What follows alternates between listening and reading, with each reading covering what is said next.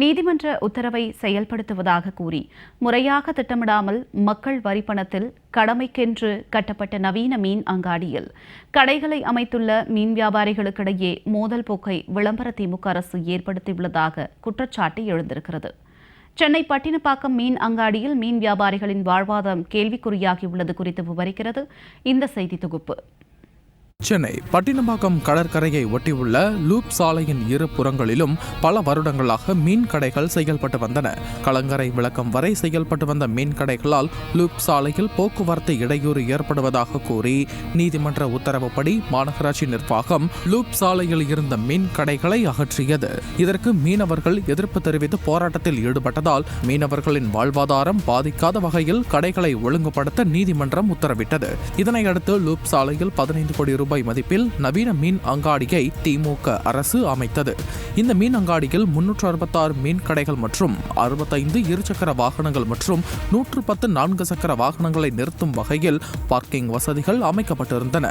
முறையாக திட்டமிடாமல் மக்கள் வரி பணத்தில் கடமைக்கென்று கட்டப்பட்ட இந்த நவீன மீன் அங்காடி கடந்த ஆகஸ்ட் மாதம் முதல் செயல்பாட்டுக்கு வந்தது. வேறு வழியின்றி நொச்சிக்குப்பம், நொச்சி நகர், டுமில்குப்பம் பகுதிகளைச் சேர்ந்த மீன் வியாபாரிகள் நவீன மீன் அங்காடியில் தங்களுக்கு ஒதுக்கப்பட்ட இடத்தில் மீன்களை விற்பனை செய்து வந்தனர். இந்த நிலையில் நவீன மீன் அங்காடியில் மீன் கடைகள் 3 வரிசையாக அமைக்கப்பட்டுள்ளது. நடுவில் வாகனங்களை நிறுத்துவதற்கு இடம் ஒதுக்கப்பட்டுள்ளது. 3 வரிசையாக கடைகள் அமைக்கப்பட்டிருப்பதால் 3வது வரிசையில் மீன் வியாபாரம் செய்பவர்கள் தங்களுக்கு வியாபாரம் சரிவர நடைபெறவில்லை என கூறி வாகன பார்க்கிங் பகுதியில் கடைகளை அமைத்து மீன் வியாபாரம் செய்து வருகின்றனர். இங்கே பார்த்தா நல்லா எல்லாம் ஃப்ரெஷ்ஷாக கிடைக்குது. ஆனால் பார்க்கிங் ஏரியாவில் ஃபுல்லாக கடை போட்டிருக்காங்க. ஆனால் கடை ஒதுக்குன இடத்துல யாரும் கடை போடாமல் இங்கே போட்டதுனால எங்களுக்கு வர போக கொஞ்சம் கஷ்டமாக இருக்குது.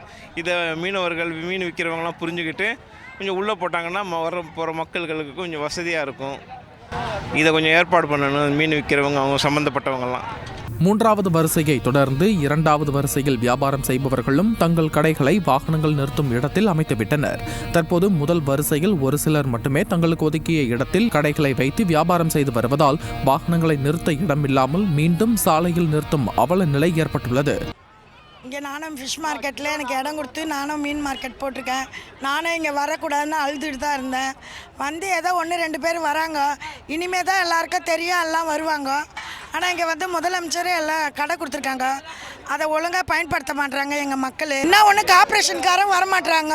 வியாபாரிகள் தங்கள் கடைகளை வாகனங்கள் நிறுத்தும் இடத்தில் வைத்திருப்பதால் பொதுமக்களின் வருகை குறைந்து விட்டதாகவும் இதனால் தங்களுக்கு வியாபாரம் சுத்தமாக நடைபெறவில்லை என தெரிவிக்கும் 3வது வரிசையில் உள்ள மீன் வியாபாரிகள் மாநகராட்சி நிர்வாகமும் காவல்துறையினரும் வாகனங்கள் நிறுத்தும் இடத்தில் அமைத்துள்ள மீன் கடைகளை அப்புறப்படுத்த வேண்டும் என கோரிக்கை விடுத்துள்ளனர்.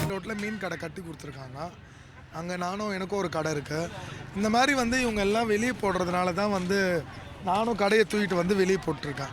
நேற்றுலாம் உள்ளதாக இருந்தது கடை, நான் மேலே தான் போட்டுட்டு இருந்தேன். இப்போ தான் காலையில் தான் எல்லாரும் போடுறத பார்த்து வெளியே போட்டேன். இதனால் என்ன ஆகுதுன்னா பார்க்கிங்க்கு இடம் இருக்க மாட்டுது. அழகாக கடை கட்டி கொடுத்துருக்காங்க. நீங்கள் பார்த்தீங்கன்னா கடை எப்படி இருக்குன்னு உங்களுக்கே தெரியும்.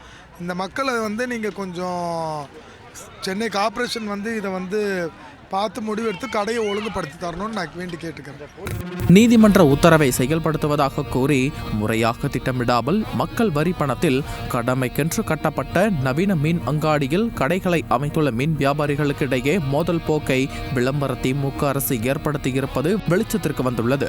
மேலும் வாகனங்களை நிறுத்த இடமில்லாமல் பொதுமக்களும் பாதிக்கப்பட்டுள்ளதே நிதர்சனம். ஜெயா பிளஸ் செய்திகளுக்காக ஒளிப்பதிப்பாளர் பழனிவேலுடன் செய்தியாளர் தேவாகஸ்டின்.